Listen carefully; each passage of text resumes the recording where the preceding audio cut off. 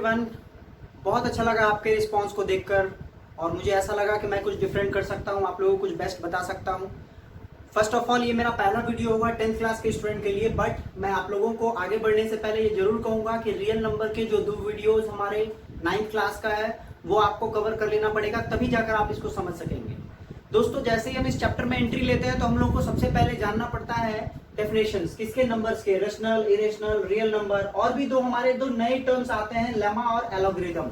Okay, तो यहां आने से पहले सबसे पहले आपको वो नंबर ट्री वाला वीडियो अच्छे से समझना पड़ेगा, किसका किससे कनेक्शन है और कैसे कैसे क्वेश्चंस पूछे जा सकते हैं।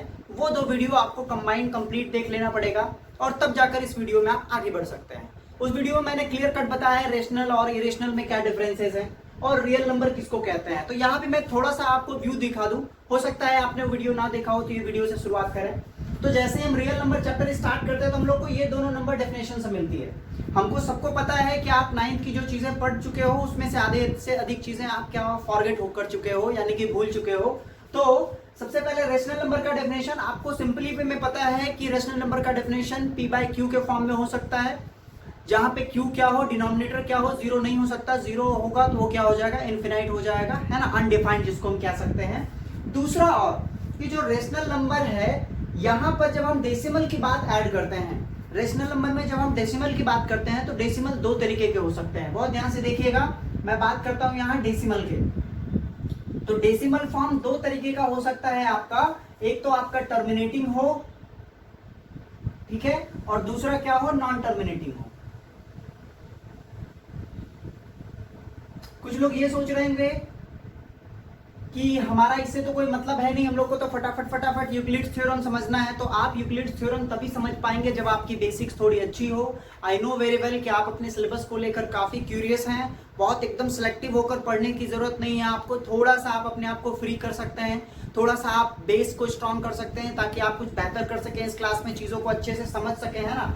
सिर्फ क्वेश्चंस को बना जाना ये नहीं बताता कि आपको अच्छा, आपका कॉन्सेप्ट अच्छा है, ठीक है। क्वेश्चन को समझना बहुत जरूरी है ताकि एग्जामिनेशन में अगर थोड़ा भी डिफिकल्ट भी क्वेश्चन आ जाए तो आपसे छूटे नहीं, ठीक है। हम बात यहाँ 100% की करेंगे, एकेडमिक कैरियर में हम 100% का टारगेट लेकर चलें तो बेहतर, और मेरा यही पर्पस है कि मैं आपको 100% सिखा सकूं ताकि क्वेश्चन कभी अगर चेंजेस भी हो जाए तो भी आपको कोई डिफिकल्टी ना फील हो। देखिए यहाँ डेसिमल 2 तरीके का हो सकता है, टर्मिनेटिंग और नॉन टर्मिनेटिंग। तो टर्मिनेटिंग किसको कहते हैं, टर्मिनेटिंग का मतलब होता है शांत हो जाना, ठीक है।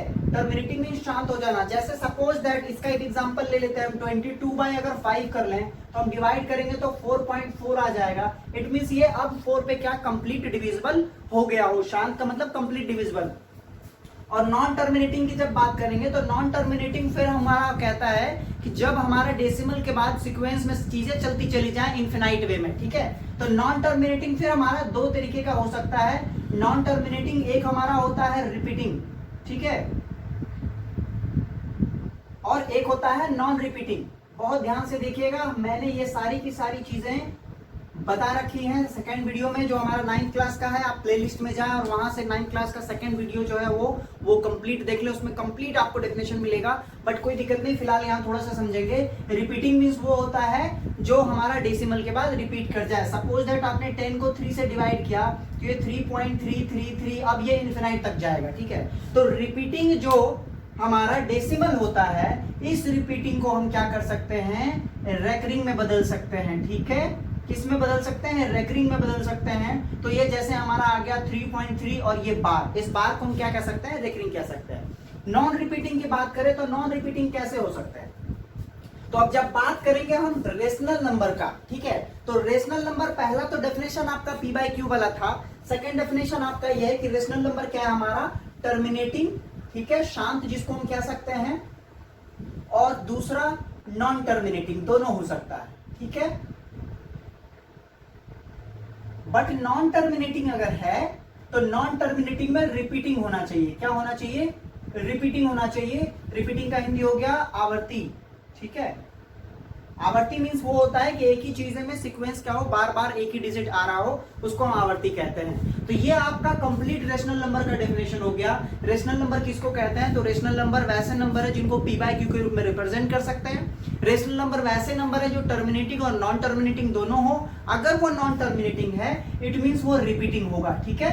और इरेशनल नंबर किसको कहते हैं? तो पहला एक लैंग्वेज ये कहता है हमारा डेफिनेशन, ठीक है, such kind of A number which is not in a perfect square, ठीक है, एक ऐसे नंबर जो परफेक्ट स्क्वायर के फॉर्मेट में ना हो। सपोज दैट कि आपका रूट अंडर टू क्या है आपका परफेक्ट स्क्वायर नंबर नहीं है, रूट अंडर 4 आपका परफेक्ट स्क्वायर नंबर है। तो पहला तो हमारा जस्ट इसका अपोजिट है, रेशनल में हमने कहा था p बाई क्यू, ठीक है, q is not equal to 0, इस पे ध्यान देना है। यहां हम कह रहे हैं कि वैसे नंबर जिनको p बाई क्यू के रूप में p बाई क्यू के फॉर्म में हम प्रेजेंट ही नहीं कर सकते हैं, ठीक है, तो ऐसे number which can't be present in the form of p by Q. First definition तो ये हो गया आपका। सेकंड डेफिनेशन कहता है वैसे नंबर जो क्या हो इम्परफेक्ट स्क्वायर के फॉर्मेट में हो। इसके एग्जांपल में हम लोग ले सकते हैं, ठीक है। सपोज दैट कि आपने 9th क्लास में मेंसुरेशन में पाई के 2 वैल्यू पढ़े होंगे, पाई इक्वल टू 22/7 भी पढ़ा होगा, 3.14 भी पढ़ा होगा, ठीक है। तो पाई क्या है? ओरिजिनली में पाई एक इरेशनल नंबर है, ठीक है, और 22/7 क्या है? 22/7 क्या है? एक रेशनल नंबर है, क्योंकि 22/7 पाई का क्या है? एक अप्रॉक्स वैल्यू है, ठीक है। आगे चले, वैसे ही हम बात कर ले इरेशनल की फिर से। तो पहला डेफिनेशन ये है कि पी बाई क्यू के रूप में नहीं हो सकता। दूसरा क्या? इम्परफेक्ट स्क्वायर, ठीक है, इम्परफेक्ट स्क्वायर नंबर जो अंडर रूट कर ले तो वो क्या हो जाएगा? हमारा इरेशनल नंबर हो जाएगा, क्योंकि चाहे हम पाई की वैल्यू की बात कर ले या √2 की वैल्यू की बात कर ले, ये दोनों ही वैल्यू क्या होता है, हम इन्फिनाइट तक तो ले जाते हैं बट कोई पैटर्न नहीं होता है। लेकिन जैसे ही हम 22/7 को देख लेंगे तो 22/7 क्या होगा? 6 डिजिट के बाद पैटर्न ले लेगा, ठीक है, एक ही पैटर्न पे रिपीट करेगा। और रियल नंबर क्या है? एक और एग्जांपल आप इरेशनल में ले सकते हैं, जब 9th क्लास आपने पढ़ा होगा। सपोज है कि मैं एक एग्जांपल ले लेता हूं 1.007 फिर 00007। आप इसको बहुत ध्यान से देखेंगे कि ये भी क्या है? कि इरेशनल नंबर है। कहते हैं लोग कि सर यहाँ तो रिपीट हो रहा है, 0 और 7 ही रिपीट हो रहा है। रिपीटेशन का मतलब होता है एक पैटर्न में रिपीट होना। आप बहुत ध्यान से देखेंगे, इसके बीच में 1 0 का गैप है, इसमें 2 0 का गैप है, इसमें 3 0 का गैप है, मींस गैप बढ़ रहा है। इट मींस ये फिक्स पैटर्न में नहीं आ रहा, हर बार पैटर्न क्या हो रहा है? एक एक बढ़ता जा रहा है। तो इस तरह के नंबर भी क्या होंगे? आपके इरेशनल होंगे। और रियल नंबर किसको कहते हैं? तो रियल नंबर रेशनल और इरेशनल का ही क्या है? आपका कंबाइंड फॉर्म है। रेशनल और इरेशनल को कंबाइन कर लें तो हमारा क्या होता है? इरेशनल नंबर होता है, ठीक है। अब हम बात कर लें लेमा के बारे में। ये 2 टर्मिनोलॉजी आपको एक्स्ट्रा मिलेगा। 10th क्लास में फर्स्ट टाइम आप पढ़ेंगे कि लेमा होता है और एल्गोरिदम होता है। तो आप बहुत ध्यान से देखेंगे, लेमा मीन्स प्रीमेका है, वो तो मैंने हिंदी कर दिया आपका। ये क्या कह रहा है? इट इज प्रूव्ड स्टेटमेंट, ठीक है। ये क्या है? एक प्रूव्ड स्टेटमेंट है। मींस इस स्टेटमेंट को दोबारा प्रूव की जरूरत नहीं होती। कुछ बेसिक्स, जैसे हम कोई घर बनाते हैं, कोई हमारा हाउस जब बिल्टअप हो रहा होता है तो हम बेस डालते हैं, तो वैसे ही क्या है? ये एक प्रूव्ड स्टेटमेंट है जिसका यूज हम क्या करते हैं? किसी और स्टेटमेंट को प्रूव करने के लिए करते हैं, ठीक है। हर किसी सेगमेंट का कुछ एक बेसिक चीज होती है जो ऑटोमेटिक प्रूफ होता है, उसके आधार पे उसको बेस कंसीडर करके हम आगे कुछ चीजों को प्रूफ करते हैं। तो ये हमारा क्या आ गया? आपका लेमा का। एल्गोरिदम किसको कहते हैं? तो एल्गोरिदम इज अ प्रोसेस। क्या है? एक प्रोसीजर्स है, एक प्रोसेस है। स्टेप बाय स्टेप हम किसी चीज को सॉल्व करते हैं तो वो हमारा क्या आता है? एल्गोरिदम आता है। 9th क्लास तक आपने इन सारी चीजों को नहीं जाना, 10th क्लास में क्या है? ये सारा का सारा थ्योरी बेस पे है। चलिए अब हम आगे चले, इन चीजों को समझ गए आपने कि एल्गोरिदम किसको कहते हैं एंड लेमा किसको कहते हैं। अब हम चलेंगे HCF की ओर। वो HCF जो आपका 6th क्लास का सिलेबस है, वो आखिर आया कहां से, किसने इवॉल्व किया, ठीक है, तो उसके बारे में हम लोग आगे चर्चा करते हैं। चलिए फ्रेंड्स, हम लोग आगे अब यूक्लिड्स थ्योरम को पढ़ेंगे। सबसे पहले याद रखिए, यूक्लिड्स थ्योरम पढ़ने से पहले हम लोग को ये जानना पड़ेगा कि हम इसको क्यों पढ़ रहे हैं, ठीक है। सबसे पहले मैं आपको बता दूं कि आप जो भी पढ़ रहे हैं वो सारा का सारा बेसिक्स है इसमें। यहाँ हम लोग ऑड इवन नंबर को रिप्रेजेंट करना सीखेंगे, स्क्वायर नंबर के बारे में समझेंगे कि स्क्वायर नंबर क्या होता है। तो किसी भी नंबर का 4 इंटू कोई भी वेरिएबल 4x + 1 के फॉर्म में आता है, तो ये सारी चीजें आगे प्रूव करेंगे। तो आपका ये जो यूक्लिड्स डिवीजन है लेमा या डिवीजन एल्गोरिथम जिसको आप कह सकते हैं, ये एल्गोरिथम डिपेंड किस पे करता है? तो ये किस पे? डिवीजन पे डिपेंड कर रहा है। किस पे डिपेंड कर रहा है? डिवीजन पे। आप बहुत ध्यान से देखेंगे कि क्या आपको डिवीजन पहले से आता था? तो हाँ, मुझे पहले से डिवीजन आता है। सबसे पहले हम बात कर लेते हैं किसकी? रियल नंबर की। तो रियल नंबर मुझे पता था कि रेशनल और रेशनल दोनों का है। तो जब बात करें रेशनल नंबर का, तो सपोज दैट कि मैंने पहले तो मुझे डिवीजन देखना पड़ेगा। 5 से मैंने 23 को डिवाइड किया तो ये हमारा 4 आया। और ये हमारा 20 आया और ये 3 आया, ठीक है। एक तो हमने 5 से डिवाइड किया 20 को, तो हमारे पास ये 4 आया और ये 20 आया और ये क्लियर आया। वैसे 5 को जब डिवाइड करेंगे 34 से, तो फिर ये 6 आएगा, 30 आएगा और 4 आएगा। जब आप 4 या 5 में होंगे, मेरे हिसाब से 2 क्लास में होंगे, 2 या 3, जब भी डिवीजन लॉन्च हुआ होगा आपके स्टडी का जो करिकुलम एक्टिविटी है वहां पे, एट दैट टाइम आपने एक फॉर्मूला पढ़ा होगा। ये आपका डिविडेंड है जिसको हम भाज्य कहते हैं, ये आपका डिवाइजर है जिसको हम भाजक कहते हैं, ये आपका क्वोशंट है। तो आपने पढ़ा होगा dividend equal to divisor into quotient plus remainder, ठीक है। क्या पढ़ा होगा? Dividend equal to divisor plus quotient, sorry into quotient plus remainder. और दूसरा सिचुएशन यहां है जब आप देख रहे हैं 5 इंटू 4 प्लस 0 हो जा रहा है। तीसरा सिचुएशन यहां है 34 इक्वल टू 5 इंटू 6 और प्लस 4 हो जा रहा है। इस तीनों ही सिचुएशन को देखकर वो जो हम बात करते हैं ना लेमा का, लेमा मीन्स क्या होता है? प्रूव्ड स्टेटमेंट होता है।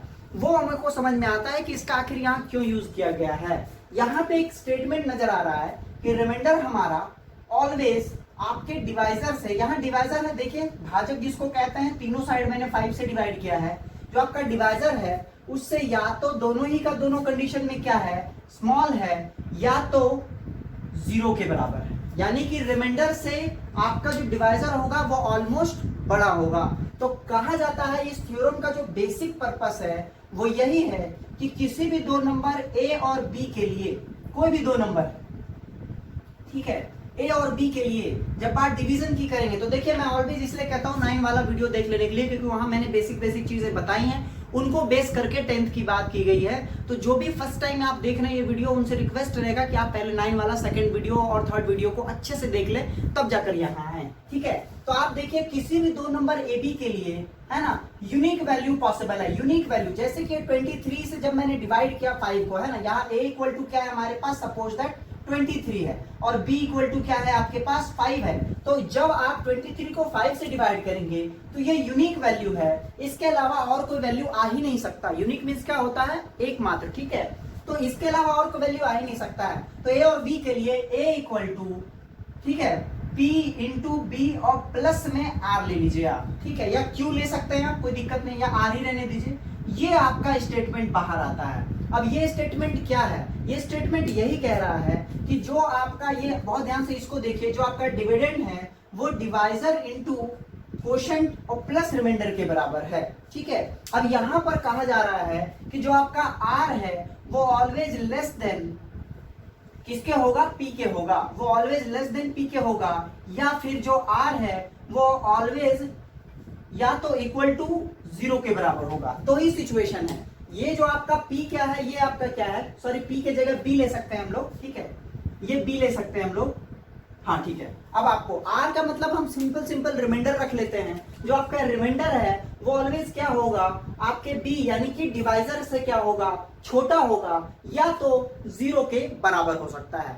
ये आपका यूक्लिड्स डिवीजन थ्योरम है। इस थ्योरम में यही कह रहा है कि a और b के लिए एक यूनिक वैल्यू है। क्या है? ये जो आया है डेटा हमारा, ये क्या डेटा है? ये यूनिक वैल्यू है। यूनिक मीन्स आपको समझ में आ रहा होगा, मीन्स मैंने पहले भी बताया कि इस वैल्यू के अलावा और कुछ भी नहीं आ सकता। जब आप अलग अलग डिवीजन देखेंगे तो आपको इस तरह से नजर आएगा। उन्होंने इसी को बेस करते हुए एक HCF का फॉर्मेट लिया। क्या लिया? एक HCF का फॉर्मेट लिया, जिससे जाकर डिवाइड करना थोड़ा आसान हो गया। जो HCF आप लॉन्ग डिवीजन मेथड में पढ़ चुके हैं, उसी HCF को इन्होंने इसी डिवीजन थ्योरम के थ्रू क्या किया? प्रूफ करते चले गए। जहां आपका रिमाइंडर और यहाँ जो डिवाइजर है या जो क्वोशंट है, इस पे हमारा काम होता चला गया, ठीक है। जो हमारा डिवाइजर है और जो रिमाइंडर है उससे हमारा क्या हो गया? आगे बढ़ता चला गया। तो चलिए हम लोग बात करें अब यूक्लिड्स डिवीजन मेथड में जब हम बात करते हैं HCF की। तो HCF मैं फिर एंडिंग करने से पहले बता दूं कि आपको ये पहले से आता था। इसमें सिर्फ यही बताया गया है कि जो भी दो वैल्यू आपको दे दे, कोई भी दो नंबर दे दे, उसके लिए आपका ऐसा होना कंपलसरी है।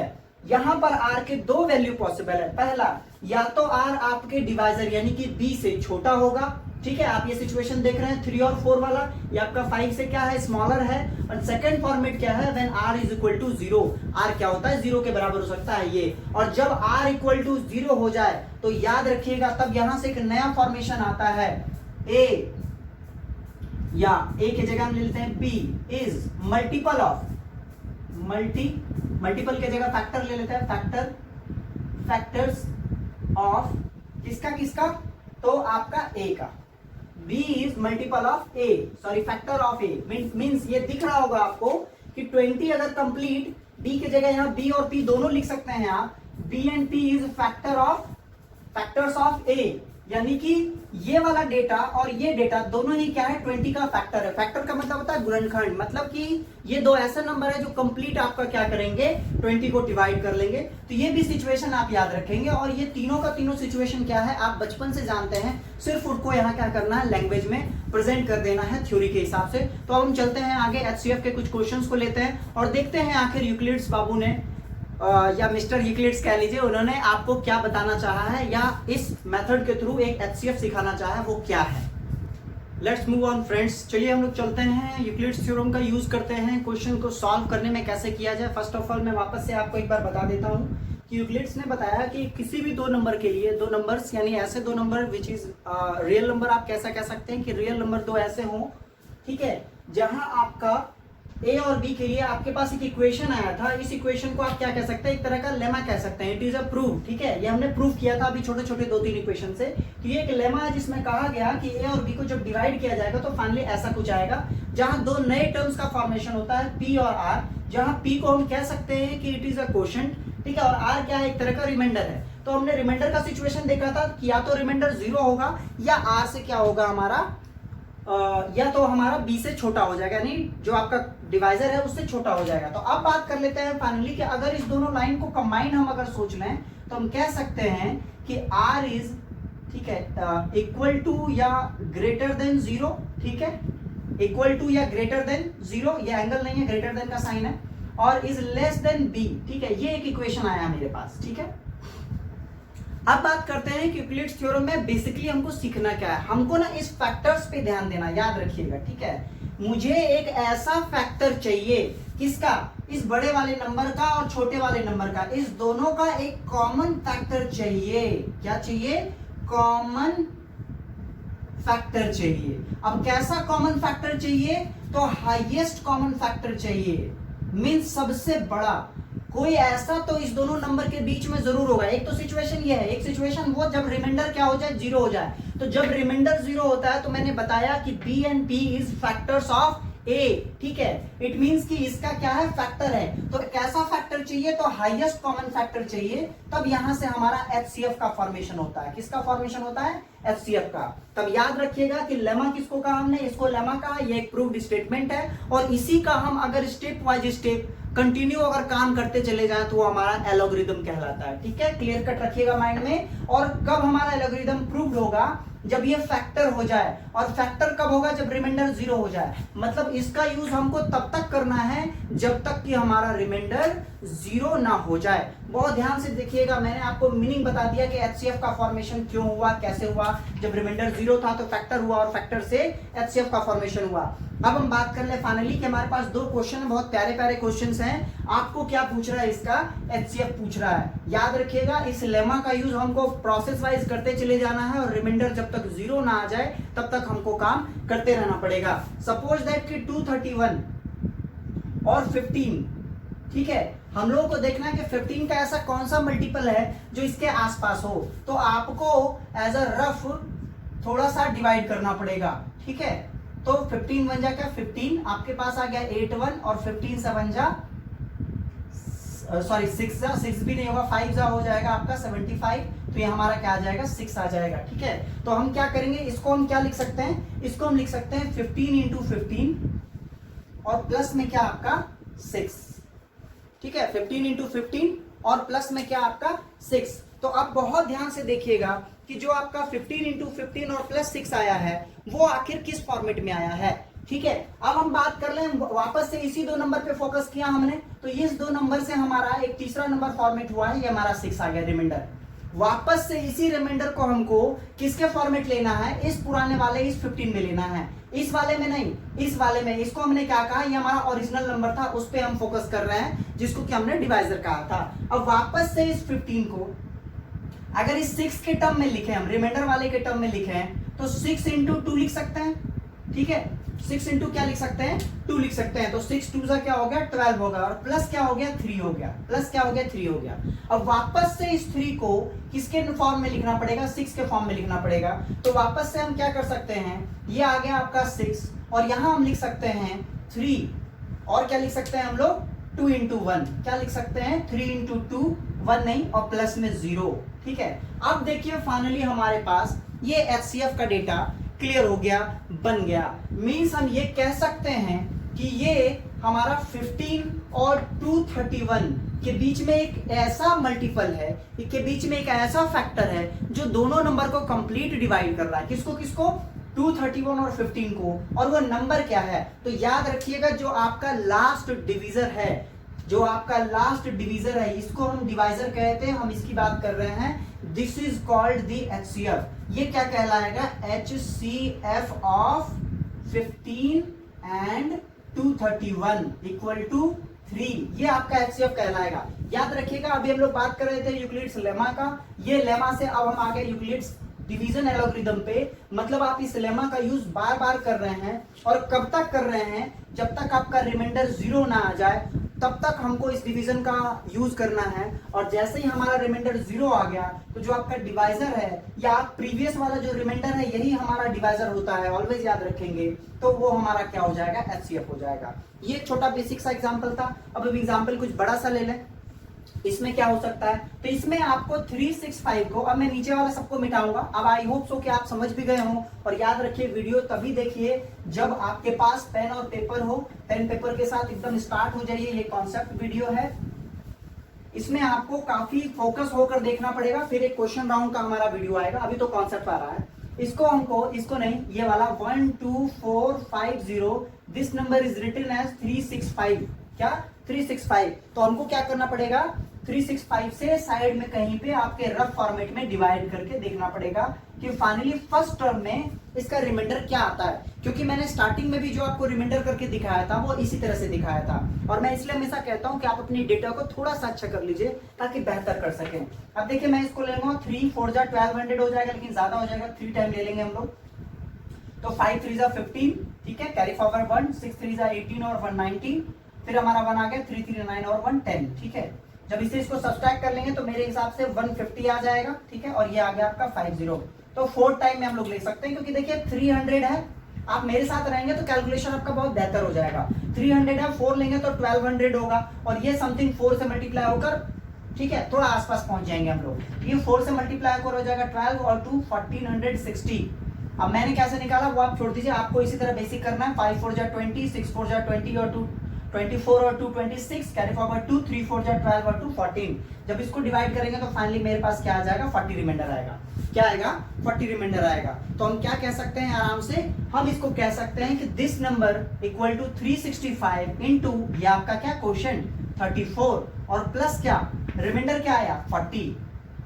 अब देखिए वापस मैंने आपको कहा था यहाँ पर कि मुझे क्या करना है, इस 40 को इसके फॉर्म में लिखना है। इट मींस कि 365 is written as in the form of 40। तो 40 का हम क्या मल्टीपल कर सकते हैं, तो आपको पता होगा शायद 4 9 जा 36 होता है, तो 49 जा हो जाएगा आपका 360, और प्लस में रिमाइंडर क्या 5, रिमाइंडर 5 से 5 आएगा। फिर से वापस से मुझे क्या करना है, 5 को इसके फॉर्म में कन्वर्ट करना है। तो 40 क्या रिटर्न होगा 5 इंटू 8, 40 क्या रिटर्न होगा 5 इंटू 8। तो आप कह सकते हैं HCF ऑफ 365 एंड 12450 इज 5। क्या ये वाला, ये 8 नहीं, जो आपका प्रीवियस रिमाइंडर था वो भी आप हिंट कर सकते हैं कि जो आपका प्रीवियस रिमाइंडर है वही आपका आंसर आएगा। और प्लस में रिमाइंडर क्या आया 0। इट मींस कि यूक्लिड थ्योरम कुछ नहीं है, ये एक डिवीजन का प्रोसेस है। और इसी डिवीजन प्रोसेस को हम अगर 2-4 बार, यानी कि तब तक जब तक आपका रिमाइंडर फाइनल 0 ना आ जाए तब तक हम यूटिलाइज करें, तो यही हमारा यूक्लिड थ्योरम डिवीजन HCF में फॉर्मेट ले लेता है, फॉर्मेशन ले लेता है, और ये आपका HCF है। अब हम बात कर लें कुछ लैंग्वेज बेस्ड क्वेश्चन की जहां हम यूक्लिड थ्योरम का यूज करते हैं। चलिए फ्रेंड्स, हम लोग आगे चलते हैं क्वेश्चन को लेकर, है ना। वैसे मैं क्वेश्चन राउंड का एक अलग ही वीडियो बनाऊंगा, लेकिन ये फर्स्ट हमारा वीडियो है जिसमें कंप्लीट कॉन्सेप्ट की बात कर रहे हैं। आपके पास सबसे पहला ही क्वेश्चन जो सॉल्व क्वेश्चन आता है वो देखिए आपका क्या कह रहा है, सो दैट एवरी पॉजिटिव, ठीक है, इवन इंटीजर, बहुत ध्यान से देखिएगा, इवन इंटीजर का मतलब होता है सम पूर्णांक, ठीक है, इंटीजर मीन्स पूर्णांक, ठीक है। एवरी पॉजिटिव, पॉजिटिव मतलब तो आप जान ही रहे हैं धनात्मक, सारे के सारे धनात्मक जो आपके सम पूर्णांक होंगे वो क्या होगा, 2q के फॉर्म में होगा, ठीक है, यानी कि 2 का मल्टीपल होगा। और एवरी पॉजिटिव TIV, ठीक है, ऑड इंटीजर, ठीक है, ऑड का मतलब क्या होता है, विषम होता है, सारे के सारे विषम पूर्णांक जो होंगे वो क्या होंगे, 2q+1 के फॉर्म में होंगे। ये आपको क्या करना है, प्रूफ करना है। और इस प्रूफ के लिए हम लोग किसका हेल्प लेंगे, यूक्लिड लेमा का यूज करेंगे। तो मैंने पहले भी बताया था कि लेमा क्या कह रहा है, वो ये कह रहा है कि अगर आपके पास a और b कोई नंबर है, a और b कोई नंबर है, तो एक इक्वेशन का फॉर्मेशन हुआ था bp, p के जगह आप q भी कर सकते हैं, qr का इक्वेशन बहुत अच्छा लगता है सीक्वेंस, और QR, ठीक है, जहां मैंने आपको एक हिंट किया था, ठीक है, मेंशन नहीं होता है, ये आपका क्या है, ये आपका डिविडेंड है, ठीक है, डिविडेंड मीन समझ रहे हैं आप, भाज्य कहते हैं इसको। और ये आपका क्या है, डिवाइजर है। डिवाइजर किसको कहते हैं, ये हमारा कहते हैं भाजक को कहते हैं, ठीक है, ये हमारा डिवाइजर है। Q इक्वल टू क्या होगा, Q आपका क्वोशंट है, ठीक है। अब हम बात कर ले क्वोशंट किसको कहते हैं, तो हम क्वोशंट कहते हैं भागफल को, ठीक है। और ये आपका R क्या है, रिमाइंडर है। रिमाइंडर किसको कहते हैं, शेषफल को कहते हैं, ठीक है। ये सारी बेसिक चीज आपके माइंड में होनी चाहिए, ठीक है।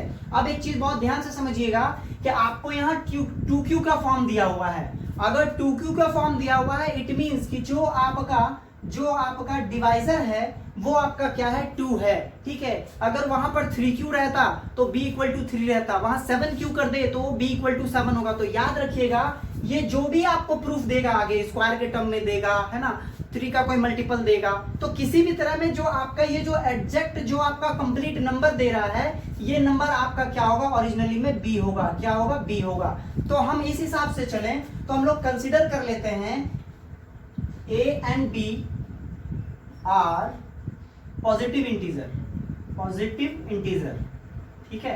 अब बात करें कि पॉजिटिव इंटीजर किसको कहते हैं, ये बहुत समझना जरूरी है।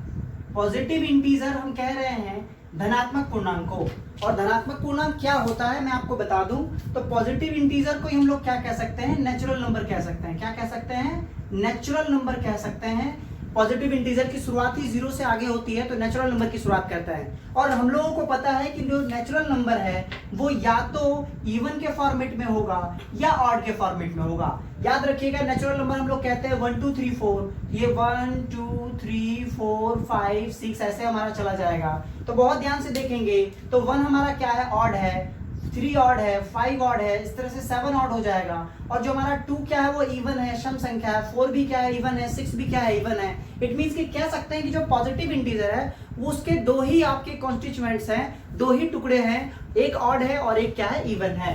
अब बहुत ध्यान से देखा जाए तो हम अगर इसको यूज करें थ्योरम में तो a इक्वल टू लिख सकते हैं, और b इक्वल टू मुझे क्या कंसीडर करना है, मैंने पहले बताया b इक्वल टू 2 कंसीडर करना है, तो हम लिख सकते हैं 2q और प्लस में r, क्या लिख सकते हैं, r। अब याद करें ये वाला सिचुएशन, इस सिचुएशन में मैंने आपको बताया था कि रिमाइंडर या तो 0 हो सकता है या आपके इस डिवाइजर से छोटा होगा। तो हमारा यहाँ रिमाइंडर का जो सिचुएशन है that is greater than equal to 0 और less than equal to b, ठीक है। तो लेस देन इक्वल टू क्या, b। तो यहाँ हम कह सकते हैं इस सिचुएशन से हमारे पास आ गया r is equal to greater than 0 and less than 2। तो आप अगर इस सिचुएशन को बहुत ध्यान से देखेंगे तो आपको पता चलेगा r के 2 ही वैल्यू पॉसिबल हैं। r का एक वैल्यू 0 और एक 1, 2 से छोटा होना और नेचुरल के साथ पॉजिटिव भी होना। तो दैट्स इट, हमको पता है कि यहाँ 0 और 1 हो सकता है। तो फाइनली यहाँ से हमारा a का 2 वैल्यू आएगा when r इक्वल टू 0, तो r 0 अगर हम पुट कर दें तो a इक्वल टू क्या होगा, 2q होगा। And when r equal to 1 ले लें तो a इक्वल टू क्या होगा, 2q प्लस 1 होगा। अब बहुत ध्यान से देखिए, आपने इवन ऑड का डेफिनेशन पढ़ा था, आपको पता है कि ये हमारा जो भी 2 का मल्टीपल है which is multiple of 2 is called an even number, एक सम संख्या कहलाती है। तो ये क्या होगा, एक इवन नंबर होगा। और अगर ये इवन नंबर है और आपको पता है कि जो हमारा पॉजिटिव नेचुरल जो इंटीजर है हमारा, या नेचुरल नंबर कह लीजिए, वो हमारा ऑड या इवन से ही कंबाइंड होकर बना है, तो फाइनली हम कह सकते हैं कि ये क्या है, ये एक ऑड नंबर होगा। That's why it is prove, ठीक है। क्या प्रूफ हो गया कि कोई भी पॉजिटिव जो इंटीजर होता है, पॉजिटिव इंटीजर यानी नेचुरल नंबर, वो नेचुरल नंबर हम लोग 2q या 2q प्लस 1 के फॉर्म में लिख सकते हैं। पहला इक्वेशन ये था कि कोई भी नेचुरल नंबर को हम लोग 2q या 2q प्लस 1 के फॉर्म में रिटर्न कर सकते हैं। दूसरा ये कह रहा है कि 2q का वाला क्या होगा, आपका एक इवन पॉजिटिव होगा, इंटीजर होगा, और 2q प्लस 1 क्या होगा, एक ऑड इंटीजर पॉजिटिव होगा। तो that's why it is prove. अब मैं आपको बताता हूँ कि इस चैप्टर में फाइनली हम लोगों ने क्या क्या कंक्लूड किया, क्या क्या सीखा फाइनली इस पूरे कॉन्सेप्ट में। सबसे पहले हम लोगों ने नंबर सिस्टम में जो नंबर्स के डेफिनेशंस है वो जाने। देखिए आपको एक नंबर समझ में आ गया कि पॉजिटिव इंटीजर क्या है, नेचुरल नंबर है। रियल नंबर समझा, इरेशनल समझा, रेशनल समझा। लेमा को हम लोग कंक्लूड किए फाइनली की प्रूव्ड स्टेटमेंट है ये, जो हमारा बचपन से जो हम डिवाइड करते थे, है ना, dividend equal to divisor into quotient plus remainder, ये आपका लेमा था। फिर आगे हमारा यूक्लिड थ्योरम, तो थ्योरम ये कह रहा है कि अगर इस लेमा का हम लोग प्रोसीजर वाइज यूज करते जाए तो हम क्या पहुंचेंगे, एचसीएफ तक पहुंचेंगे, जहां रिमाइंडर क्या हो जाए, 0 हो जाए। और फाइनली आपका ये एक लैंग्वेज बेस्ड क्वेश्चन है, इसमें आपको 2q दिया है तो हमने b इक्वल टू, तो b हमारा क्या था, मैंने आपको पहले बताया, b इक्वल टू क्या हमारा डिवाइजर है, तो हमने b इक्वल टू 2 कंसिडर किया। अगर वहां 3q 7q 8q कुछ भी दे दे तो हम लोग b को वही कंसिडर करेंगे। और फाइनली एक छोटा सा यूज करके हम उसके टोटल वेरिएशन को निकालेंगे, कितना वेरिएशन हो सकता है रिमाइंडर को लेकर, और उस वेरिएशन के हिसाब से लिख लिया हमने। अब 2 का ये आपको मल्टीपल दिख रहा है तो ये कंप्लीट ये क्या होगा, एक इवन नंबर होगा, और 2q प्लस 1, तो इवन में अगर 1 ऐड कर लेंगे तो हमारा क्या होगा, ऑड नंबर होगा। तो that's why hence it is proved. So चलिए, आई होप सो आपको ये अच्छा लगा हो, मजा आ रहा हो समझने में। बहुत ही बेसिक चीजें हैं, जब हम आगे बढ़ेंगे अलजेब्रा में तो ज्यादा मजा आएगा आपको, बट ये हमारे सिलेबस का एक पार्ट है, तो that's why I have finished it. और हम लोग एक वीडियो और बनाएंगे जिसमें कि हम लोग क्वेश्चंस को डील करेंगे। तो यदि आपके पास कोई क्वेश्चन है तो मैं फिर से आपको एक बार अपना नंबर इस वीडियो के थंबनेल में डाल दूंगा, उस नंबर पे आप लोग क्या करेंगे, व्हाट्सएप पे डाउट भेज सकते हैं कि हाँ सर ये क्वेश्चन नहीं बना। किसी भी बुक का हो मैटर नहीं करता है, मैं कंप्लीट कॉन्सेप्ट की बात कर रहा हूँ। चलिए, all of you, thank you, all the best.